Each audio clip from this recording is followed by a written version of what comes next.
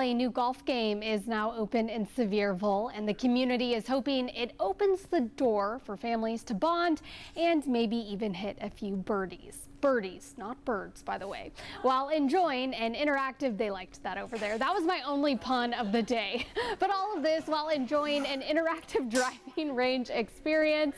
That's where our live anchor, Katie Inman, is trying to get the swing of things. And Katie, you are getting the swing of things. Katie wrote that part, I will say. Oh, Shay, thank you. Yeah, I think I'm hanging up my golf clubs for the day. I'm going to leave it to these kids that are way better than I am. But here at the Sevierville Golf Club, they are so excited to finally be able to share the Eagle's Nest with more people. It just opened on Friday, and I'm here with Stacy Stratton now. Now, Stacy, talk to us about the big picture of these things, because this is not only a new entertainment option for people in Sevierville, but it has to be great for the economy, too. Yeah, of course. So for us, it meant another revenue source.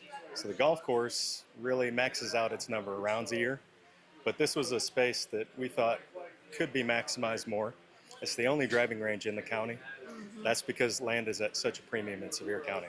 So that means that this spot might not open up today if it was a private investor, and it was just up to you and I to try to drive that money to get it open because there's so much land involved.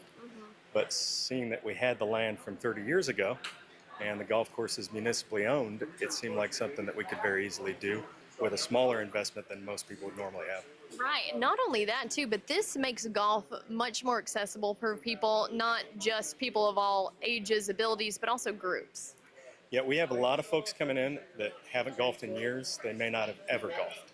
I've shown people what golf clubs look like for the first time, and they're on vacation and they want to have fun. But they don't really realize that golf is a lot of times a 4.5 hour round. It can take a lot of time.